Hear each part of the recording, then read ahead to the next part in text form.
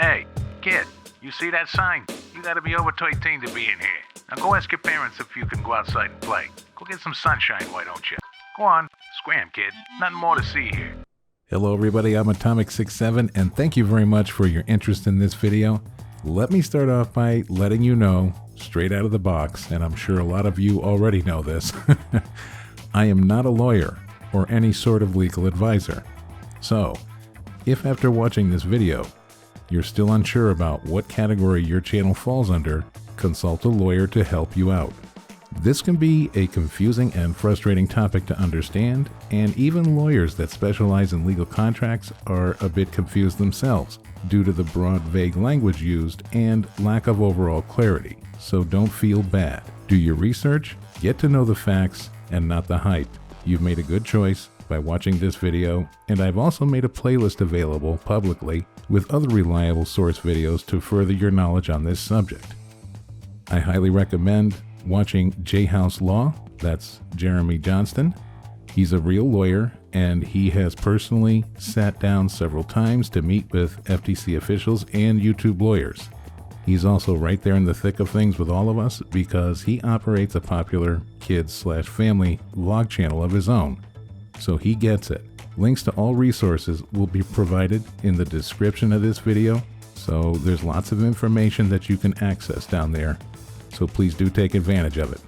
I'd like to also ask that you please watch and listen to this video in its entirety when you are not too busy doing something else to distract you from what I'm going to be telling you. This is very important information and it affects everyone who participates in YouTube and soon all the other platforms and websites. I realize consuming this information can be compared to eating dry crackers without water, so in an attempt to make it a little bit more interesting, I put together some visuals, so this is not like a black screen lecture. So let's put on some comfy music, grab a cup of hot cocoa, slip into something more comfy, and let's get started.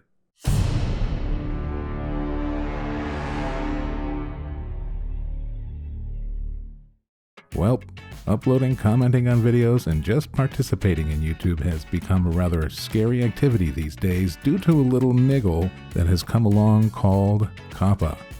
So what is COPPA? Well, for starters, it's an acronym, and it stands for Children's Online Privacy Protection Act. The FTC enacted this in 1998 to protect children online. COPPA helps protect children where parents can't or won't. Targeted ads, data mining, and other nefarious internet activities by hackers, perverts, and companies out there. And many times you just can't stop the majority of it from happening. That's when laws like COPPA are supposed to come into play. This law is certainly needed, and it's a vital tool to help parents and website operators keep our children safe while online. Notice I said help parents. An electronic device that accesses the internet is not a good babysitter or nanny option. Nothing can replace good parenting, which means watch what your kids are doing when they're on their phone, laptop, tablet, or whatever other device. Have parental controls in place and stay in earshot and viewing distance of your child when they're using said devices. You as the parent or guardian are the first lines of defense. However, due to the ever-changing online environment, this law is undergoing an update to better combat today's threats. It's still evolving as we speak and has been further updated as of November 22nd of 2019.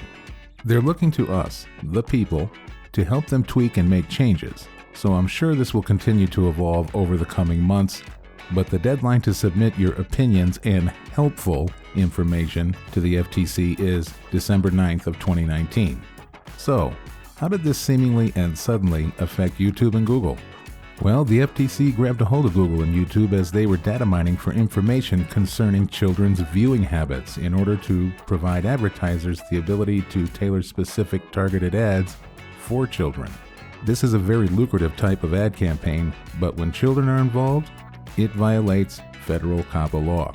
YouTube was also caught being inaccurate regarding the primary audience on their platform, saying they pretty much had no idea so many under 13s were on this side of the platform. But the FTC provided Google with data and statements that contradicted this. Naughty little Google monkeys. As a result, Google/YouTube settled the case to the tune of $170 million, which coincidentally happens to be the annual operating budget for the FTC. So next year's FTC budget costs is Google's treat, and not on the American taxpayer. Wahoo! So how does COPPA apply to all of us that have a YouTube account? Well, in the past, platforms like YouTube were able to get by with making a rule that you have to be 13 or older to create an account on Google or YouTube. That's called an age gate. An account, by the way, is basically called a channel on YouTube. If you want to comment or upload videos to YouTube, you must create a channel/account. This helps YouTube keep better track of your activity and behavior on their platform, and of course, it also provides them with other valuable information that you might not be so pleased about. You do not need an account just to watch videos, only to participate beyond watching. Stating you're 13 years of age or older when you create an account just isn't good enough anymore. So YouTube has provided account holders with a self-designating tool in response to the FTC's ruling. Anyone who has a channel now has to choose whether or not the channel and its content is made for kids or not made for kids. It does not matter if you're a content creator, i.e. monetized or not monetized, or if you simply have an account just to watch and comment on other people's videos. According to YouTube, you operate a channel, so you have to self-designate. Having no videos on your channel does not exempt you. The algorithm will look at your watch history, current viewing habits, and other data to determine if you are a child or an adult. That will help YouTube determine the type of content you could potentially post in the future. So don't wave this compliance notice off. You need to do it.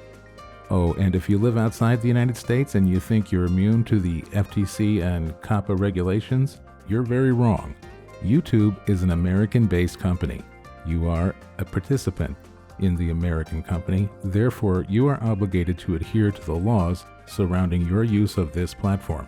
You can be prosecuted outside of the US, as many countries will cooperate with the FTC, especially regarding anything to do with children's rights and safety. So don't kick back up on the couch, fold your arms, and relax and snicker, because at the very least, YouTube will shut your channel down for any violations. Let's not forget that Google and the US government prosecute copyright violations outside the United States all the time, so keep that in mind. So in the video links that I've provided, and down in the description of this video, I've copy and pasted YouTube's and the FTC's outlines to determine whether your content is made for kids or not. I would strongly advise that you read that over very carefully before you make any decisions, because you don't want to start clicking buttons before you know what you're clicking.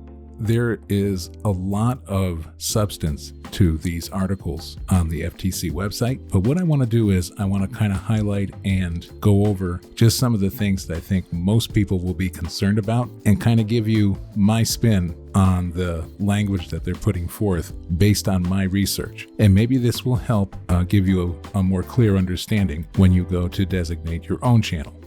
How channel owners can determine if their content is directed to children.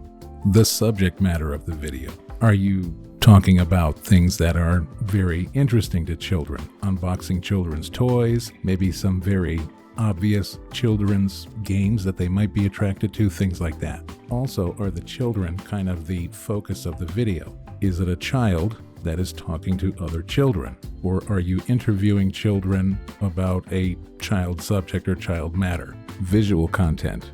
Okay, so this is, in my opinion, where it starts to get a little kind of gray or muddy, because this is kind of like the bullet point above this one and the one below this one. They all kind of meld together to a certain degree. But the way that I see this is a YouTube channel run by Mattel. They're marketing blatantly to kids, little kids that are interested in toys. Adults and children doing toy unboxings, that's pretty obvious. Children's vlogs, they're talking to other kids, again, obvious. But where I and many others think there's going to be a problem is in the gaming realm here on YouTube. Now, I'm a 52-year-old man, and I play lots of different games. All video games are cartoons, but not all cartoons are meant for children. I do play a game called Farm Together, and it has a very Dora the Explorer-esque look to the game. It's very whimsical, can be very attractive to children, has a lot of bright colors, and when the vegetables come up out of the ground, they pop up in a funny way. But it also has a very complex financial system to it as well, and planting seasons and other complexities that would turn a child off. So after they get bored running through the fields with a tractor, they may just not be bothered with it.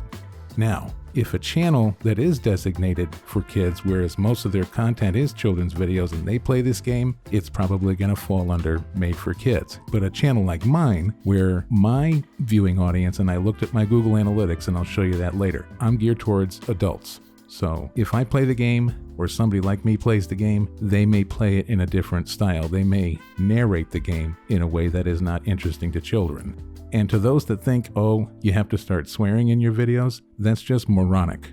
YouTube Terms of Service already said that they are having a look at videos that use a lot of foul language and things like that. It's not worth it, guys. Don't change who you are. If you don't swear, don't start now. But I think games like, Lego Adventure and Roblox and things like that, I think that those types of games are going to have a problem. I have another game I did one video on. It was called Tracks the Train. You build a little wooden train set and you can do all kind of crazy things. Really cool for adults, but very attractive to children. I made that video private because I feel that, that's going to attract kids, and I don't want that. So visual content, you really have to have a good hard look at your video and really think about that. You can ask some friends or family or other YouTubers if you know anybody or collaborate with other people on what they think of that. You might also want to look at the age rating for the game itself. That might come into play. I don't know. This is all very generic and vague, so it's open to a lot of different interpretations. This is just mine.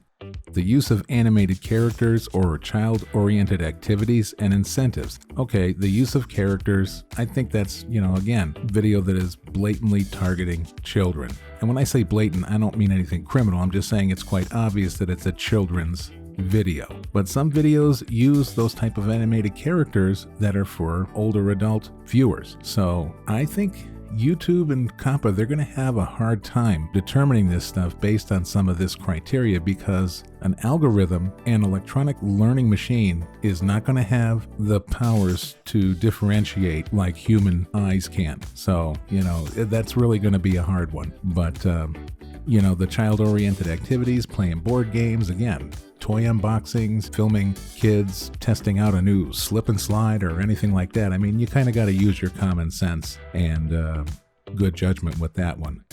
Okay, so the kind of music or other audio content, I think that one's pretty straightforward. I think most of us can identify children's music when we hear it. Very simplistic music, maybe wacky sounding songs with some wacky sound effects and other things like that. And that would cue you audibly that, oh, somebody's watching a children's video. So I don't think we need to go over that too much. And then, of course, the age of the models. I think that's self-explanatory. If they are under the age of 13, then they are child models, and that's going to have to be covered under COPPA. That video would be marked made for kids. The presence of child celebrities or celebrities who appeal to children. I think that says it crystal clear right there. Enough said. No need to go any further with that one. Language or other characteristics of the site. So if the site has graphical artwork that really is directed at children, I think it's quite obvious what that means. And then the language, let's talk about video language. So my friends Doug Sorley and Grizzly Bear Sims have gaming channels, and they talk in a very intentional, grown-up manner. They're not looking to entertain children. They don't, talk in a, hey kids, how you doing today kind of thing. But my friend Grizzly Bear Sims, he talks about a lot of times what's going on in his daily life when he makes a video. Whereas Doug Sorley focuses more on the game itself. Again, he talks in a very grown-up adult manner. If a kid happened upon either one of their videos, there wouldn't be any cause for alarm. But at the same token, with all due respect, no insult meant, there's nothing to keep them there. I mean, okay, they may be interested in the train or the tractor or whatever they're playing with for a few minutes. You know, little kids, right? And then they're going to move on because there's nothing else to engage them. You know, there's no appealing music, or the person in the video is not engaging in a manner that is responsive for a child. So I put Grizzly Bear Sims and Duck Zorley in this kind of the same category as my videos is. They're for a general mixed audience over the age of 13. As long as you're not talking like Goofy, I think you're okay. Okay, so whether advertising that promotes or appears on the site is directed at children, I think that's pretty self-explanatory. And I'd like to move on to the next one, which I feel is really important to note. Competent and reliable empirical evidence about the age of the audience. So what are they trying to say here? Well, from what I have researched, competent and empirical evidence is what you're saying about your channel, like in the About tab on your channel, where you describe to people who you are, what you're doing, and in there, maybe you have a statement saying that you make children's videos from kids age 1 to 5. Well, that's empirical evidence that states that your channel is for kids. If you're putting something to those effects down in the comments section, or in the description box, or in the video itself, that's competent and reliable empirical evidence. So basically, you could take one look at the banner of the channel. Maybe it states that in the banner, or the banner artwork itself shows kids games that are targeting that audience. Basically, what they're saying is, even from your peripheral vision, you can tell that the channel is for kids just by glancing at it. So that's something to think about. If you're marking your channel not for kids, but yet there's empirical and reliable evidence that supports that you are making videos for children, again, you have a big problem because you're now lying, and that's going to hold serious consequences. So what can those potential consequences be? Let's have a look. The rule allows for civil penalties up to, again, up to $42,530 per violation, which is basically per video.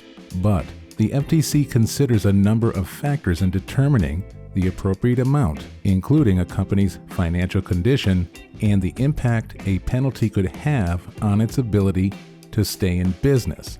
In another COPPA case settled this year, the operator paid a total civil penalty of $35,000. So the fines are on a sliding scale determined by a case-by-case basis, and some of those factors are your financial status. So what does that mean if you have someone in your family that's 13 up to 17 posting videos on YouTube and they violate COPPA and you're not paying attention to the content they're putting on their channel? Well, if you're the parent or legal guardian of that individual, the FTC can look at your financial solvency and your financial status in determining the fine, because you are the parents, or legal guardian of that minor. Because if you're under 18, whether you think you're grown up or not, you are still considered a minor. So I know I'll get a lot of hate from this next statement from some people, but honestly, I think if you're 13 to 17, it's okay to have a channel, but there should be a block on there, and you should not be eligible to post videos on your account until you turn the age of 18, because that takes the financial liability, or the potential of that liability, off of your parents or legal guardian. I bet that's something you didn't think of. But there is at least a shred of good news, at least on the FTC's side of things. Just because your video has bright colors or animated characters doesn't mean you're automatically covered by COPPA. And covered means that you fall under COPPA compliance. While many animated shows are directed to kids, the FTC recognizes that there can be animated program that appeals to everyone. So they understand that there is a general or mixed audience out there. So why doesn't YouTube offer the general or mixed audience category? Well, that very question was asked by a prominent YouTuber who does a lot of Roblox content, and he said according to the FTC and actual lawyers at YouTube should be offering a mixed audience type instead of just for kids or not for kids. So why is YouTube not offering this when it should save a bunch of creators their jobs? And YouTube response was, "Thanks for the feedback. There are some complexities with the mixed audience category, and we're submitting public comments to the FTC to help us create a better solution for creators, including mixed audience creators. You'll be able to read these public comments in 2 weeks." So a bit vague. But I think the problem that they're running into is the algorithm is going to have a very difficult, if not impossible, task of trying to differentiate mixed content. Is it for kids or not for kids, or is it really legitimately, something general in between? That's going to take human ears and human eyes. So they're going to have to probably increase their staff, which is going to cost more money. It also exposes them to more liability if they get it wrong. So there's a lot of things that are putting them off about that, but a general audience category is needed. And as I said before, there's going to be a link down in the description to a Google Doc, and it's going to have a copy and paste statement that you can take for yourself and paste it in the @Team YouTube feed asking for the general audience category. I think it's very important to have polite conversation with Google and YouTube and not rant and rave and call them names and all that, because when you yell and scream and throw obscenities around, people's eyes and ears shut off. Because we don't want YouTube to think that they can just wash their hands of all this and put it all down on us and say, okay, here you go. We gave you the tool. Designate your channel, designate each of your videos as you move forward, and we're just going to monitor it and make sure you're doing okay. Because when this first all started, it seemed like that was the case, and they were just going to hand this stuff to us and say, so long, suckers, and we'll put a general audience category in there when pigs fly. But I think they're starting to come around. We'll have to see what happens in the next few weeks and coming months and find out how much of that is honest to goodness truth, or if it's just air they're blowing at us to try to keep us quiet and quelled. All right, I realize the time is catching up to me fast here, and I really appreciate those who have stuck with me thus far. I'm not going to keep you too much longer, but I do have just a few more important things to go over before I let you go. So please do stick around, and I do humbly apologize. I didn't want to drag this out over 2 or 3 videos. It's just, not appropriate in my opinion. I want to get it all out there in one unmonetized, commercial-free, uninterrupted video. Okay, so next what we're going to do is I'm going to show you how to navigate to the channel designation section, and we're going to talk about the different selections that you can choose from and some of the ramifications to making those selections. Okay, go to YouTube on your desktop, click the icon on the top right corner of the page, go to your channel, which I'm already on. So then you're going to select YouTube Studio. And then you're going to see your dashboard here, but you're going to scroll down to the bottom and you're going to click on the settings. And then you're going to click on channel. And then we're going to go to advanced settings. And that's where this menu opens up. So as you see here, I want to review this setting for every video. Now, you can go through your video library if you want to. I don't know how many videos you have, and you can designate each individual video, or you can do the channel-wide setting. So this is my designation here. No, set this channel to not made for kids. I never upload content that's made for kids. So I select that one from the channel-wide setting, and then if I ever did make a video that was geared towards kids and I wanted to keep it on the channel, I can go in and select a designation for each individual upload, okay? All right, so next is the Mamaluke of all Mamaluke settings. If you are a children's content creator, you must select this designation. Yes, set this channel as made for kids. I always upload content that is made for kids. Notice how it says, I always upload content that is made for kids. If that's you, then this would be your setting. Now, if you generally, and you have to be honest with yourself, guys, please don't try to finagle this or lie or anything. I can't stress it enough. But if you honestly and sincerely believe your content is not for kids, but you occasionally upload something that is for kids or can be misidentified as for kids, then me personally, I would select no, my content isn't for kids, and then you can designate individual uploads as you do them, okay? Every time you upload a new video, you're going to be asked, is this video for or not for kids anyway? It's in there. Also, you can go through your video library at any time and individually mark videos you feel are for kids that you want to keep public. If there's something that you feel can be misidentified, then you can set it for kids, or you can make it private or delete it, whatever you want to do. That's up to you. You know your content the best. But there are some consequences for being a kids content creator. So here's what you're faced with if you're a children's content creator. You're going to have limited or no ads on your videos. Your viewers will get no notifications that you've posted a new video. They will not be able to comment on your videos. YouTube will not promote your video. You cannot live stream any of your children's content. You cannot collect super chat donations. If you are eligible for the community tab, you will not have that option either. And you will not be able to have info cards pop up in the top right corner of your screen. You cannot set end screens for your videos, like the one at the end of this video, where people can choose another video that you want them to watch. You won't be able to have that option, and your viewers will not be able to share the video, and neither will you.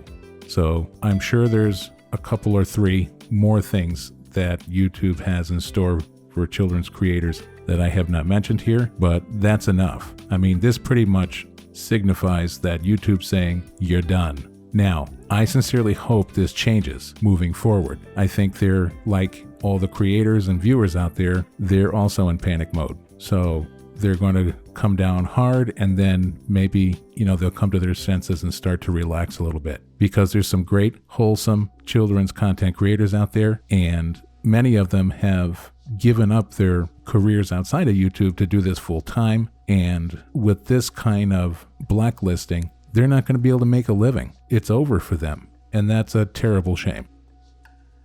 All right, so if you want to have a look at your channel's analytics, especially the age group that you're appealing to, it's very simple to do. Open up YouTube on your desktop, go to YouTube Studio, click the Analytics tab on the left, and then at the top, you click Advanced, and then, at least on my page, you'll see it down on the bottom, kind of left center there. Now, what you want to do is, at the top left of that little box is a drop-down menu.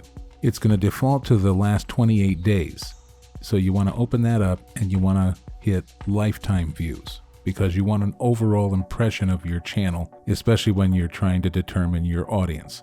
The vast majority of viewers on my channel are between the ages of 25 to 34, for a 34.6% portion of that viewing audience. Ages 13 to 17 is 5.2%, and of course, they won't tell you how many people under 13 because they're not supposed to be on this side of the platform.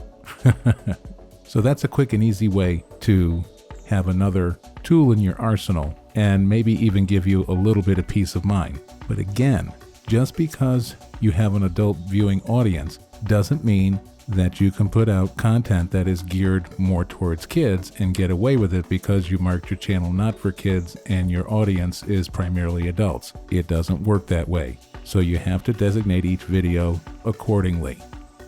Now, if you scroll down on this same page just a little bit, you're going to see an option to disable interest-based ads. Now, I have the box checked, so there will be no interest-based ads running on my channel. What are interest-based ads? It's just another way of saying targeted ads, some of which YouTube was fined $170 million for because they were doing it for children. I personally disable that because those ads are going away anyway, but I don't want to subject you guys to those stupid political ads that pop up all the time. And on that note, I have also disabled non-skippable ads. So any ads that you see on future videos on my channel, you'll have the option to skip after the 4 seconds or whatever it is that they allot the time for. You won't have to sit through an ad that you can't skip. I'm a YouTube viewer myself as well as a creator, and I find those non-skippable ads very annoying, especially the political ads. Can't stand them, and they're in abundance. So you'll no longer have to worry about that on my channel. So what is the difference between those targeted special interest ads and a contextual ad? Well, if you're a YouTube creator that has 100,000 or more subscribers, you are eligible to be invited into the premium tier level of advertising in the YouTube Partner Program. And that's where a lot of big name YouTubers have made a good chunk of money because they're running those premium interest-based ads that are going away. So for them, it's like, what's next? What's YouTube going to do to help us besides super chat stickers? I mean, okay, you get a little bit for that, but that's not going to cut it. because giving creators access to that type of advertising was like they were expecting cake, but then all of a sudden now, mama turns around and hands you an apple for dessert. And an apple, just don't cut it. But to give you a little bit more visual perspective on it, let's say, for example, you're watching a video about lawn care or gardening, and then you see this ad run across the screen that has something to do with lawn care or gardening. That's a contextual ad. It goes with what you're watching. But let's say you're watching a show about cooking and you get a gardening ad that pops up on your screen. Well, that ad could be a special interest-based ad because it's following you across the platform and it's playing regardless of the type of video you're watching. Totally out of context, if you will. So you're seeing this ad on a totally unrelated video because YouTube's algorithm has collected watch history and data on you, and they try to attempt to determine what your overall preferences and interests are, and then they tailor ads to you, the person. They don't tailor the ad in relation to the content you're watching. I hope that helps. So again, I can't say it enough. I want to thank you very much for watching. And for those who stuck through to the end, sincerely appreciate it. You guys are awesome. And for those who fell asleep, well, I hope you sleep well. Don't forget to look down in the description so you can click on those links to get more in-depth information on your own. And again, please do grab the copy and paste statement off of my Google Doc link and tweet that at Team YouTube so we can get this platform kind of sort of back on track. So let me know what you think down in the comments section. And as always, until next time, please take great care of yourself, okay? And bye for now.